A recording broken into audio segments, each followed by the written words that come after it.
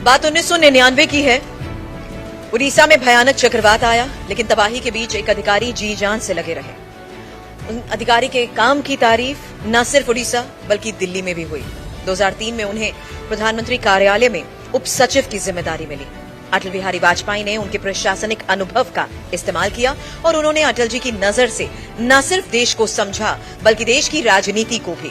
और फिर 2021 में वो चेहरा मोदी सरकार की कैबिनेट में नजर आया, वो भी कुछ बड़ी जिम्मेदारियों के साथ। और आज वो हस्ती देश के 3 बड़े मंत्रालयों का काम संभाल रहे हैं। जोरदार तालियों से स्वागत करिए देश के कैबिनेट मंत्री अश्विनी वैष्णव जी का, जिनसे बात करेंगे मेरी सहयोगी पद्मजा जोशी और आदित्य।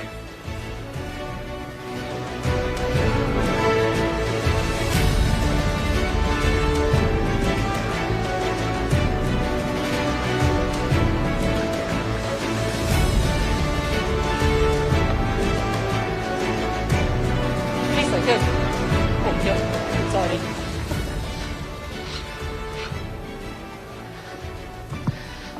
अश्विनी वैष्णव जी, बहुत बहुत धन्यवाद आपका। भारी भरकम मंत्रालय और सब अभी फोकस में है, उसके बावजूद आपने हमारे लिए समय निकाला, उसके लिए बहुत धन्यवाद। हेक्टिक पॉलिटिकल एक्टिविटी भी चल रही है, आपके बाकी सारे मंत्रालय भी बहुत सारी हेडलाइंस करा रहे हैं, तो हमारे पास आपके पास ज्यादा वक्त नहीं है यहाँ पे, तो हम जल्दी जल्दी जितने इस वक्त के बहुत इंपॉर्टेंट सवाल है आपसे पूछना चाहते हैं। सबसे पहले मैं थोड़ा जो संसद में हुआ है उसको लेकर के शुरुआत करना चाहती हूँ। पिछले एक हफ्ते में विपक्ष ने बोला है कि एक वक्त होता था कि जब वो आवाज उठाते थे उनको वहां से निकाल दिया जाता था, अब तो आवाज भी नहीं उठाने देते। सरकार ने मतलब वो फॉर्मेलिटी ही खत्म कर दी है हमारे साथ। ऐसा नहीं है, आप देखिए इस सत्र में बजट पर जनरल डिबेट हुआ, कंप्लीट बहुत एक्सटेंसिव डिबेट हुआ। फिर बाद में जब रिसेस हुई, रिसेस के बाद में 4 मंत्रालयों पे लोकसभा में और वैसे ही राज्यसभा में भी डिटेल डिस्कशन हुआ। रेलवे मंत्रालय पे डिस्कशन हुआ, एग्रीकल्चर पे हुआ, होम मिनिस्ट्री पे हुआ, एक डिटेल्ड डिस्कशन दोनों मंत्रालयों में हुआ। विपक्ष को जो लोकसभा की परंपरा है उसके हिसाब से पूरा टाइम दिया गया। अब विपक्ष में आपस में उनको डिसाइड करना है कि किससे बुलवाए। अब कांग्रेस को डिसाइड करना है कि उनके सबसे अच्छे वक्ता कौन है। अगर उन सबसे अच्छे वक्ताओं में किसी का नाम नहीं आता तो उसमें हम क्या कर सकते हैं। पर उन्होंने कहा, जैसे कि प्रधानमंत्री जी ने कुंभ पे वक्तव्य दिया, राहुल जी ने कहा मैं तो खड़ा भी हुआ, मैंने कहा मैं कुंभ की प्रशंसा करना चाहता था, मैं तो कहना चाहता कि हाँ कितना सुंदर था, कितना भव्य था, मेरे को बोलने ही नहीं दिया। लोकसभा एक परंपराओं से और लोकसभा में कुछ नियम है, उन नियमों से चलती है। उन नियमों के हिसाब से बात करने का सबको चांस मिलता है। जैसे मैंने आपको बताया, इतना लंबा टाइम दिया गया ऑपोजिशन को, उसमें कई उनके वक्ता बोले, उसमें बोलना चाहिए था, लंबा भाषण देना चाहिए था, 45 मिनट का भाषण देना चाहिए था। पर ये अच्छी चीज है कि उन्होंने कहा कि उनको कुंभ पसंद आया, वो भी उसकी प्रशंसा करना चाहते थे। अच्छी बात है, मौका मिलता तो अच्छी बात है। भारत की एक जागृति हो रही है, भारत की सांस्कृतिक धरोहर को आज दुनिया भर में पहचाना जा रहा है, बहुत अच्छी बात है। हम अभी चुनावी सीजन में जाने वाले हैं सर। हाल फिलहाल में आपका जहां भी आपको प्रभार सह प्रभारी बनाए गए थे आप, वहां पर भारतीय जनता पार्टी के रिजल्ट्स फैंटास्टिक रहे हैं। महाराष्ट्र हाल में बहुत लोग आपको चांस दे नहीं रहे थे, लेकिन जिसको कहते हैं कि छप्पर फाड़ रिजल्ट आया आपका यहाँ पे। अब बिहार के इलेक्शंस आने वाले हैं, आप यहाँ पर सबसे पहले हमारे मंच पे अपना एनालिसिस और एक प्रिडिक्शन दीजिए। क्या लगता है इस बार आपको बिहार किस तरफ जा रहा है? ये मंच कोई एनालिसिस और प्रिडिक्शन के नहीं होते हैं, तो उसको आप रहने दीजिए। इम्पॉर्टेंट पॉइंट ये है कि इस देश ने 50-60 वर्षों तक, करीब 60 वर्षों तक कांग्रेस का राज देखा। 60 वर्षों में से 4 दशक ऐसे निकले जो कि हमारे लिए, देश के लिए एक तरीके से जिसमें कोई ग्रोथ नहीं, नौजवानों के लिए अपॉर्चुनिटीज नहीं थी। अब देश के सामने एक नया प्रधानमंत्री श्री नरेंद्र मोदी जी का एक नया कार्यकाल उनके सामने आया है। पॉलिटिक्स ऑफ परफॉर्मेंस का एक नया एग्जाम्पल देश के सामने सेट हुआ है। पॉलिटिक्स ऑफ परफॉर्मेंस जो आज हमारे नौजवान यहाँ सामने बैठे हैं, इनके लिए एक नई अपॉर्चुनिटी, एक नया देश, एक नई तरीके से सोसाइटी में, इकोनॉमी में नए, जो उनके लिए डेली नए अपॉर्चुनिटीज बन रही है, वो पॉलिटिक्स ऑफ परफॉर्मेंस को आज देश रिवॉर्ड कर रहा है। आप कहीं भी जाओ देश में, नॉर्थ, ईस्ट, वेस्ट, साउथ, हर जगह जाओ, सब जगह आज लोग मोदी जी के काम को रिकॉग्नाइज कर रहे हैं, उनके जीवन में जो परिवर्तन आया उसको एक्नॉलेज कर रहे हैं, और वही इलेक्शन के टाइम में आशीर्वाद के रूप में बन रहा है। एक और सवाल जो पॉलिटिक्स से आगे थोड़ा हम बढ़े, और बहुत सारे सवाल हमारे मन में हैं क्योंकि मंत्रालय भी बहुत सारे हैं, लेकिन फ्रीडम ऑफ एक्सप्रेशन को लेकर एक डिबेट चल रहा है, एक चर्चा चल रही है, और बार बार कई सालों में ये चर्चा चलती आई है। लेकिन इस बार ये देखने को आया है कि जो ऑपोजिशन है वो फ्रीडम ऑफ एक्सप्रेशन पर आप पर अटैक कर रही है कि भाई जब भी कोई कॉमेडियन आता है तो आप उनके खिलाफ FIR कर देते हैं, और वो आजकल ट्रेंड है कि कॉन्स्टिट्यूशन की किताब सामने रखते देखो, बहुत सरल चीज है, जो कॉन्स्टिट्यूशन की किताब सामने रखते हैं ना, वो थोड़ा सा उसको खोल को पढ़ ले। उसमें, उसी संविधान में बहुत क्लियर लिखा हुआ है, freedom of expression, freedom of speech, उस राइट को किस तरीके से पालन किया जाएगा। तो वो थोड़ा सा पढ़ लें कि क्या रीजनेबल रिस्ट्रिक्शंस हमारे संविधान ने लगाए, तो उनको खुद ही समझ में आ जाएगा। लेकिन इससे आगे, और वो रीजनेबल रिस्ट्रिक्शंस उन्हीं के समय के प्रधानमंत्री श्री नेहरू जी के लगाए हुए हैं जी, फर्स्ट अमेंडमेंट। जी, इससे आगे अगर थोड़ा बढ़े, क्या आपको लगता है कि अगर मैं कॉमेडियंस की बात करूं और आप रीजनेबल रिस्ट्रिक्शंस की बात कर रहे हैं और भावनाओं को हर्ट नहीं करना चाहिए, तो क्या do you see some kind of divide between the western culture and in the Indian culture when it comes to comedians etcetera? देखो, वेस्टर्न कल्चर और इंडियन कल्चर को आप कंपेयर करोगे तो किस पैरामीटर पे करोगे? आप वेस्ट में जाओ, झंडे को जलाना फ्रीडम ऑफ एक्सप्रेशन माना जाता है। क्या मेरे देश में झंडे को जलाने की बात को आप मानोगे? कोई नहीं मानेगा। आप कैसे कंपेयर करोगे? वेस्ट में न्यूडिटी एक नॉर्म है, उसको कोई बुरा नहीं मानते। क्या हमारे समाज में इस तरह की बात को हम एक्सेप्ट करेंगे? नहीं करेंगे। हमें अपने कॉन्टेक्स्ट, अपने कल्चरल, अपना रिच हेरिटेज, हमारी सिविलाइजेशनल वैल्यूज, हमारे इथोस, हमारी डाइवर्सिटी, हमारी मल्टीपल लैंग्वेजेस, हमारे सारे लैंग्वेजेस के बीच में इंटरेक्शन, डिफरेंट, जो देखो, हमारा देश कोई जियो पॉलिटिकल देश नहीं है, हमारा देश जियो कल्चरल देश है। जी। इस देश ने एक कल्चरल फ्रेमवर्क में लोगों को एक साथ रखा है, सदियों से, आज नहीं, सदियों से, over many thousands of years. तो ऐसी परिस्थिति में कंपैरिजन नहीं करना चाहिए। हमें अपनी जमीन, अपने लोग, अपने कल्चर, अपने इतिहास, अपनी हेरिटेज, इन सबको ध्यान में रख के हर चीज को करना चाहिए। जी, हम अपने धरोहर की बात तो कर ही रहे हैं, और क्योंकि वेस्ट का जिक्र हुआ तो मुझे ये पूछना है, क्योंकि इंफॉर्मेशन वॉरफेयर की बात आती है बहुत बार, और डिसइंफॉर्मेशन बहुत इंडिया के खिलाफ होता रहा है, और खासकर हमारा जो वेस्टर्न नेबर है वहां से बहुत सब कुछ होता है। और आप देख रहे हैं कि जैसे यूट्यूब है या अलग अलग कंटेंट और सोशल मीडिया है, उसमें बहुत सारा प्रहार जो है इंडिया के खिलाफ होता है, और आपकी मिनिस्ट्री भी इस पर बहुत काम कर रही है। तो कैसे इस डिसइंफॉर्मेशन या मिसइंफॉर्मेशन कैंपेन को टैकल किया जा सकता है? ये बड़ी प्रॉब्लम है वाकई, और मिस इन्फॉर्मेशन की इस पूरी कैंपेन को जो कई तरह के लोग चलाते हैं, उसको हमें देशवासियों में एक अवेयरनेस के साथ, कानून की जो परिधि है, IT एक्ट है, भारतीय न्याय संहिता है, इन सब का उपयोग करके, और एक इन प्लेटफॉर्म्स के साथ बातचीत करके भी हर तरीके से, हर एक एस्पेक्ट से इसको कंट्रोल करना चाहिए। क्योंकि देखो, आज के युग में इंफॉर्मेशन इतनी ज्यादा है, ओवरलोड है, लेकिन उसको कॉन्टेक्चुअलाइज करके समझना, उससे ठीक उसका कंक्लूजन निकालना, वो बहुत जरूरी है। तो ऐसे में सबकी जिम्मेदारी बनती है, और सरकार अपनी तरफ से पूरा काम कर रही है इसमें। सर, आप कल्चर की बात कर रहे थे। एक तरफ हम मॉडर्निटी की तरफ भी हैं और उसको हम प्रमोट करते हैं कि we want to be a modern emerging super power. दूसरी तरफ इतना सारा कंटेंट है, भले से ये इंफॉर्मेशन वॉरफेयर की बात हो या फिर जो इंफॉर्मेशन OTT कंटेंट, यूट्यूब, सब हमारी तरफ आ रहा है।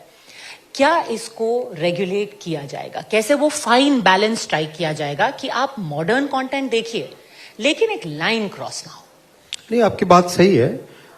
हर एक सोसाइटी में कुछ बाउंड्रीज होती हैं। हम अपने घर में जैसे बिहेव करते हैं, घर के बाहर, सोसाइटी में, सोशल फंक्शंस में, हर जगह कुछ एक नॉर्म्स सोसाइटी डिफाइन करती है।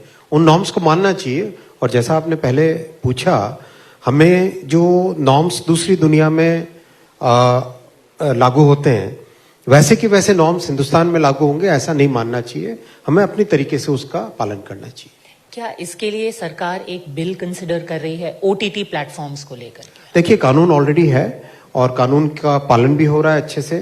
महत्वपूर्ण बात यह है कि इसमें सबको मिलके एक कंसेंसस करके सोसाइटी में सभी को मिलके इसके ऊपर एक एक्शन लेना पड़ेगा।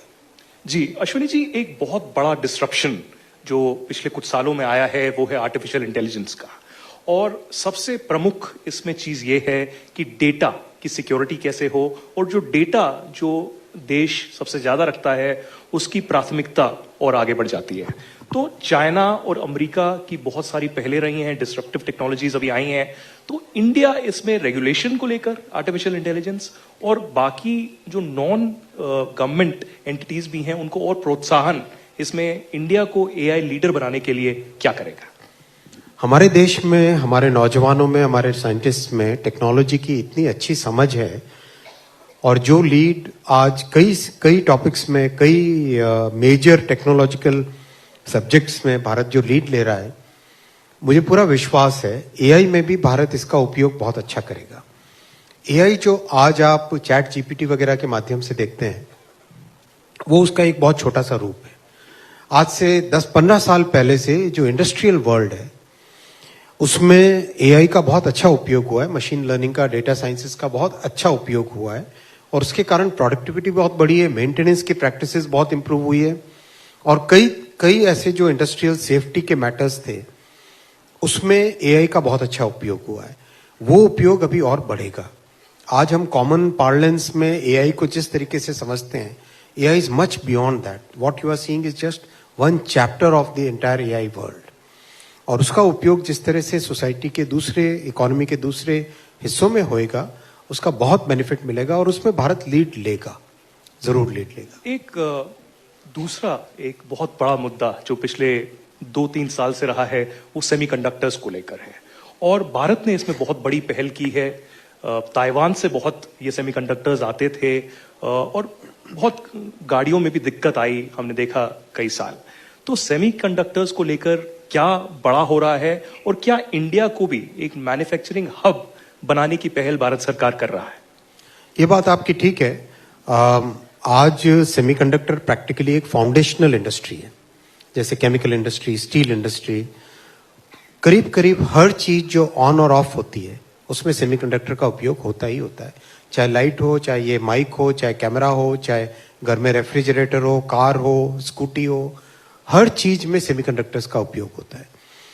हमारे देश में 1962 से प्रयास किया गया था सेमीकंडक्टर की मैन्युफैक्चरिंग का, फैब्रिकेशन का एक इकोसिस्टम बने।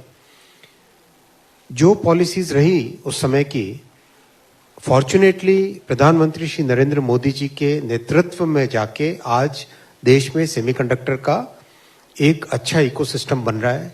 5 यूनिट्स ऐसे हैं जिसमें कंस्ट्रक्शन तेजी से चल रहा है, और 2022 के जनवरी में ये स्कीम बनी थी, लॉन्च हुई थी, और 2025 में पहली मेक इन इंडिया चिप निकलेगी। सर, एआई की बात हुई थी, तो जब ये डीप सीक आया अचानक से एवरीवन सेड कि क्या हो गया, ये चाइना ने तो सबको, मतलब अब वेस्टर्न वर्ल्ड को भी पीछे छोड़ दिया।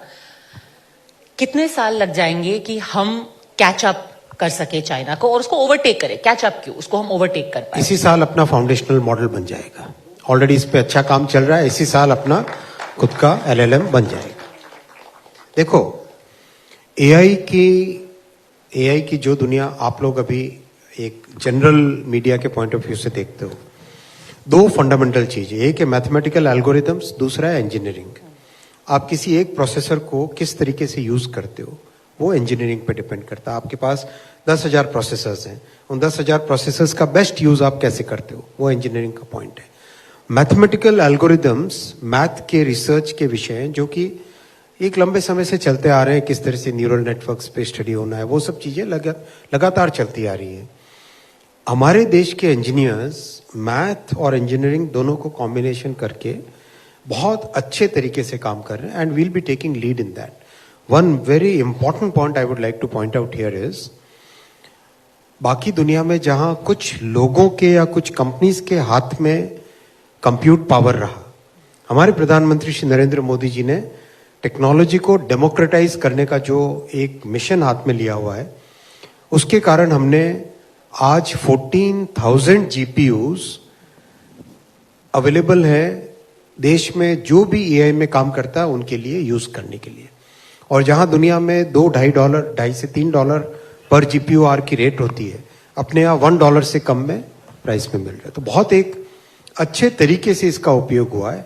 हमारा फोकस है गवर्नमेंट की तरफ से, वैसे प्राइवेट सेक्टर में और भी बहुत काम हो रहा है, बट गवर्नमेंट की तरफ से एग्रीकल्चर में, हेल्थ केयर में, एजुकेशन में, इन 3 टॉपिक्स पे सबसे ज्यादा फोकस रहेगा और बहुत अच्छी एप्लीकेशंस बनी है। एक और बहुत इंपॉर्टेंट है, जो बाकी दुनिया केवल कानून बना के इस टेक्नोलॉजी की दुनिया को रेगुलेट करना चाहती है। We have taken a very unique approach. We have taken an approach in which we are creating technological solutions. जैसे IIT जोधपुर में डीप फेक को डिटेक्ट करने की टेक्नोलॉजी बनी है, जैसे IIT मुंबई में, जैसे जगह जगह देश की कई सारे इंस्टीट्यूट्स में काम चल रहा है, जिसमें वाटर मार्किंग कैसे हो, लेबलिंग कैसे हो, डीप फेक है तो उसका डिटेक्शन किस तरह से ऑथेंटिक तरीके से हो, अनलर्निंग कैसे करो, बायस कैसे हटाओ। तो ये अप्रोच, अभी यूरोप का पूरा डेलीगेशन जब आया था, दे वर सरप्राइज्ड एट आवर अप्रोच। सारी दुनिया इस अप्रोच को, इस यूनिक अप्रोच को अप्रिशिएट कर रही है, क्योंकि टेक्नोलॉजी को कंट्रोल करना, टेक्नोलॉजी को रेगुलेट करना केवल कानून से संभव नहीं है। We have to take technical as well as legal actions, तभी जाके आप प्रॉपर टेक्नोलॉजी के बेनिफिट्स को हार्नेस कर पाओगे और टेक्नोलॉजी के जो नुकसान है उसको कंट्रोल कर पाओगे। And we saw a manifestation of this because we were talking about democratizing technology, and then उसका जो एक flip side है, जो deep fake आपने बात की, उसको हमने बहुत रियल उसका फेस देखा। अभी जो हमारे चुनाव में हुए थे, उससे क्या लर्निंग्स थी आपकी, कि कितना डीप हो सकता है और कितना विशियस हो सकता है ये डीप फेक का मॉडल? डेफिनेटली डीप फेक का मुद्दा बहुत सीरियस है और इसका इम्पैक्ट, चुनाव का आपने एग्जाम्पल दिया, लेकिन पर्सनल लाइफ में, सोशल लाइफ में बहुत सारे जो सेलिब्रिटीज हैं, किस तरीके से उनके डीप फेक बना के लोग उसका मिसयूज करते हैं, वो भी बहुत सीरियस मुद्दा है। मैं इस मुद्दे को सीरियस मानता हूं और अभी जो भारतीय न्याय संहिता बनी है उसमें बहुत बड़े प्रावधान किए गए। सेक्शन 111 है, इस तरह के सेक्शंस हैं जिसमें इस तरह के फ्रॉड और इस तरह का मिसयूज, मिस इन्फॉर्मेशन करके जो दिक्कतें आती है उसके अगेंस्ट बहुत स्ट्रिक्ट एक्शन लिया जाता है। अश्विनी जी, भारत सरकार ने पिछले 1 साल या 2 साल में बहुत ज्यादा क्रिएटर्स को प्रोत्साहन दिया है। क्रिएटर अवार्ड्स जो हैं घोषित किए हैं, पूरे इंडिया भर से लोगों को जो है अवार्ड्स दिए गए। इसी के तहत आपने अनाउंसमेंट किया कि वेव समिट इस बार होने जा रहा है, तो इस बार क्या हटके हो रहा है? हमने सुना कि एंटरटेनमेंट आइकन्स, मीडिया सीईओज को एक प्लेटफॉर्म के तहत वहां लाया जाएगा। मेन मुद्दा और फोकस इसका क्या रहेगा? देखो, सीईओज वगैरह आएंगे वो सब अलग जगह है, लेकिन ये जो नौजवान बैठे हैं हमारे, इनकी जो क्रिएटिविटी है और इन्होंने जो टेक्नोलॉजी को अडॉप्ट किया है वो एक यूनिक फिनोमिनन है। एक वो दुनिया थी जिसमें बड़े बड़े स्टूडियोज, बड़े प्रोडक्शन हाउसेज, केवल उन्हीं के पास क्रिएटिव लोगों को अपॉर्चुनिटी देने का एक प्लेटफॉर्म था। आज की प्रधानमंत्री जी ने जिस तरह से डिजिटल इंडिया के जरिए से देश के हर कोने में, देश के हर नागरिक को टेक्नोलॉजी से एम्पावर किया है, उसके कारण आज बिहार के एक छोटे से गांव में बैठ के बच्चा कुछ अच्छा क्रिएट करता है, एक अच्छा संगीत, अच्छा गाना बनाता है, 10 मिलियन व्यूज। आप देश के कोने कोने से टैलेंट आज उभर के आ रहा है। इस क्रिएटर्स इकोनॉमी को एक प्लेटफॉर्म देने का प्रधानमंत्री जी ने संकल्प लिया।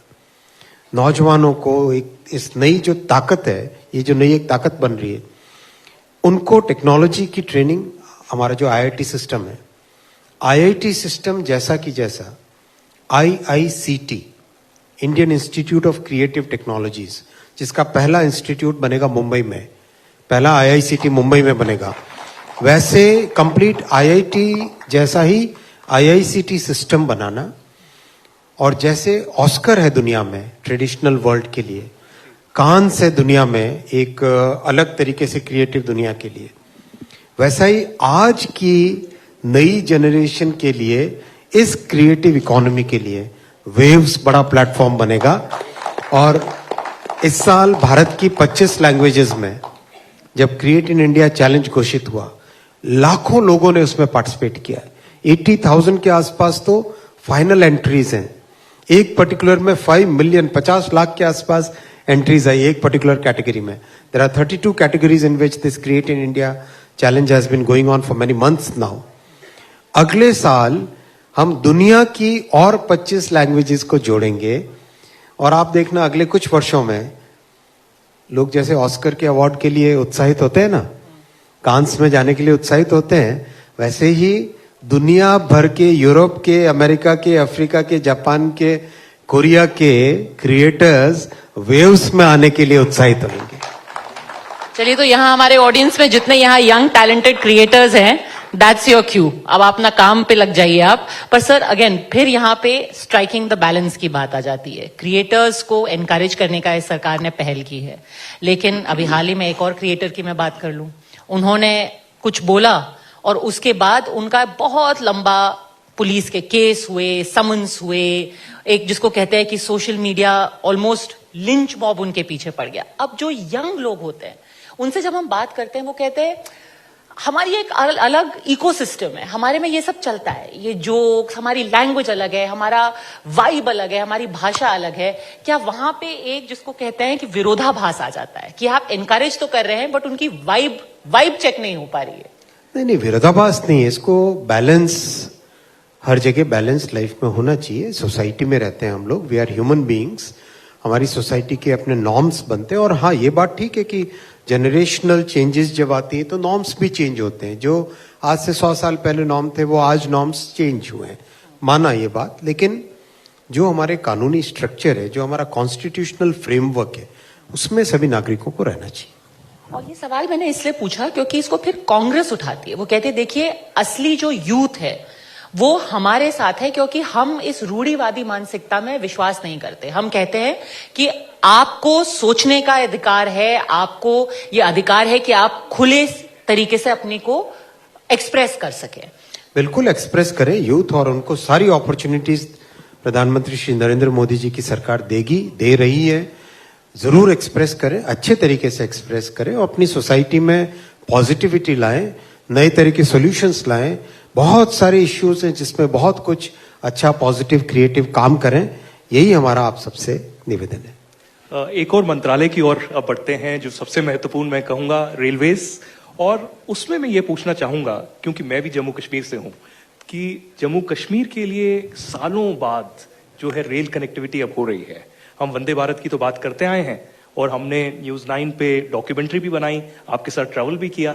लेकिन जो आई थिंक अप्रैल 19 के आसपास ये इवेंट हो रहा है, वो हरी झंडी देंगे, वहां पर जम्मू की कटरा को लाल चौक से जोड़ेंगे, तो ये कितना ऐतिहासिक और महत्वपूर्ण है। और जो ब्रिजेस की भी जो कनेक्टिविटी हो रही है, कितना अच्छा है।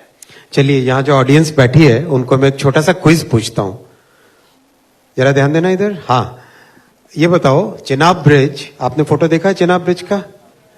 एफिल टावर और चिनाब ब्रिज की हाइट में कितना डिफरेंस है बताओ? 35 metres. Chenab bridge Eiffel tower से भी 35 मीटर्स ऊंचा है। इनक्रेडिबल।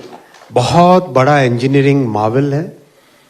इंजीनियरिंग के अलावा जो भावना है उसके पीछे, जम्मू और श्रीनगर को, कश्मीर की घाटी को जम्मू से जोड़ने की, वो भावना महत्वपूर्ण है।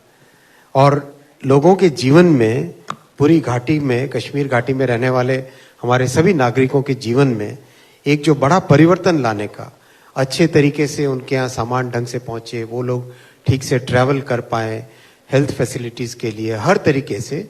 और देश का एक बहुत महत्वपूर्ण हिस्सा, जो हमारा देश का एक महत्वपूर्ण वर्ग है, वहां भी वही विकास की धारा पहुंचे जो देश भर में हो रहा है। उस भावना के साथ मोदी जी ने इस ब्रिज को, जो वर्षों से पेंडिंग था, ये रेलवे लाइन बहुत कॉम्प्लेक्स है।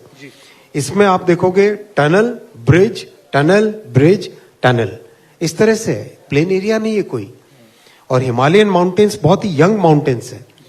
इन यंग माउंटेन्स में टनलिंग का काम करना बहुत डिफिकल्ट होता है। इसमें एक नया टनलिंग का मेथड इन्वेंट हुआ है, उसका नाम है हिमालयन टनलिंग मेथड। अब तक दुनिया चलती थी न्यू ऑस्ट्रियन टनलिंग मेथड से, और इस पूरे अपना जो नॉर्थ ईस्ट का काम लो, हिमाचल का काम लो, जम्मू कश्मीर का काम लो, इन सब के कारण, उत्तराखंड के काम प्रोजेक्ट्स के कारण एक नया टनलिंग का मेथड इजाद हुआ है, हिमालयन टनलिंग मेथड। जब से रेलवे बनी तब से लेके 2014 तक, 2014 तक 125 किलोमीटर टोटल टनल्स थी पूरे रेलवे सिस्टम में। 2014 से 2024 तक 400 किलोमीटर नई टनल्स बनी।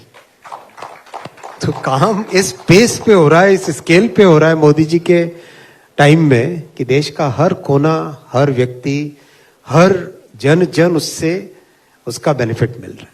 अश्विनी, एक चीज हमने जो ऑब्जर्व की है कि जब भी आप विदेश जाते हैं, आप बारीकी से कोशिश करते हैं ये देखने का कि वहां की मॉडर्न टेक्नोलॉजी जो रेलवेज की है या मेट्रोज की है, क्योंकि हमने आपको जर्मनी बुलाया था स्टुटगार्ट में, आप उस वक्त भी ये देखने वहां पर गए, तो ऐसी क्या कुछ नई टेक्नोलॉजीज हैं जो रेलवेज में इंट्रोड्यूस हो सकती हैं या हो रही हैं? और खासकर मैं सेफ्टी पॉइंट ऑफ व्यू से भी बता रहा हूं, क्योंकि अनफॉर्चुनेटली जितने भी कदम उठाए उसके बावजूद कुछ रेलवे एक्सीडेंट्स होते हैं, तो उसको बचाने के लिए क्या कार्रवाई हो रही है?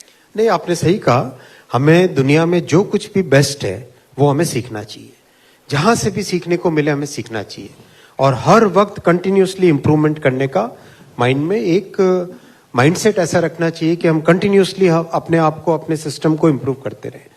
इसीलिए रेलवे में जहां पर भी अपॉर्चुनिटी मिलती है, अभी डेवॉस गए तो डेवॉस में आधा समय मैंने बिताया रेलवे की वहां की मेंटेनेंस प्रैक्टिसेस को समझने का, और प्रैक्टिकली जो लोग काम करते हैं उनके साथ 4-4 घंटे बिता के ढंग से समझ के, और उनमें से बहुत सारी प्रैक्टिसेस को अपने यहाँ इम्प्लीमेंट भी कर रहे हैं। जापान से हो, जर्मनी से हो, दुनिया में किसी भी देश से सीखने को मौका मिले सीखना चाहिए। इस सब का रिजल्ट भी आया है। कंपेयर टू लालू जी के पीरियड से, ममता जी के पीरियड से 90% रिडक्शन हुआ है एक्सीडेंट्स में, 90%। और बहुत अच्छा इसका एक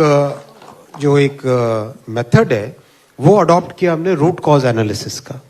कोई भी इंसिडेंट होता है उसका रूट कॉज एनालिसिस करते हैं, फिर कहीं पे टेक्नोलॉजिकल चेंज लाना होता है, कहीं पे प्रोसीजरल चेंज लाना होता है, कहीं पे ट्रेनिंग के मेथड्स में चेंज लाना होता है, कहीं पे पूरे इंफ्रास्ट्रक्चर को ही चेंज करना पड़ता है। इतना बारीकी से जाने के कारण रिजल्ट अच्छे हैं, लेकिन इस पे हमें सेटिस्फाइड नहीं होना है। हमें इससे भी बहुत आगे और भी ज्यादा रिलायबिलिटी बढ़ानी है, और भी ज्यादा मेंटेनेंस को इम्प्रूव करना है, तभी सेफ्टी का इम्प्रूवमेंट आएगा। फंड्स की आज कमी नहीं है, फंड्स मोदी जी पर्याप्त दे रहे हैं, टीम पूरी तरह से मेहनत कर रही है, और इसके रिजल्ट भी देखेंगे। आपने फंड्स की तो कमी नहीं है, बट आपके पास समय की कमी है, क्योंकि आपके पास एक और बहुत इंपॉर्टेंट मीटिंग है। एक मैं आपसे सवाल पूछना चाहती हूं, जो कांग्रेस अभी री इन्वेंशन करने की कोशिश कर रही है, जैसे हमने दिल्ली चुनाव में देखा, गो इट अलोन उनका फॉर्मूला था। अब इंडिकेशंस ये भी हैं कि शायद बिहार में भी वो ऐसा ही फॉर्मूला यूज करेंगे।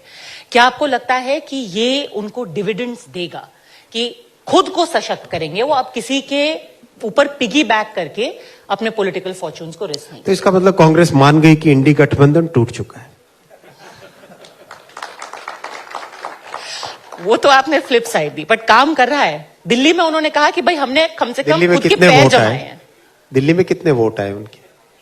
उन्होंने कहा पिछली आप बार का देखो ना, जीरो इस बार की जीरो से अलग है। कितनी जगह उनके कैंडिडेट्स की जमानत जब्त हुई, वो डेटा लाके सभी ऑडियंस के सामने रखिए ना।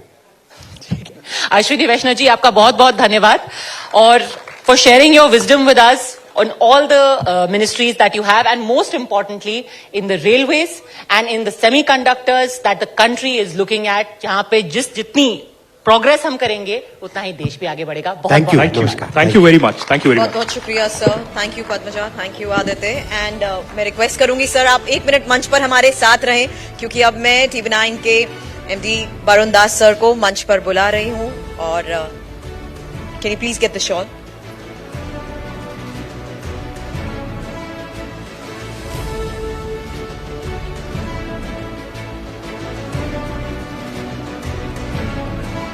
शुक्रिया, thank you so much sir.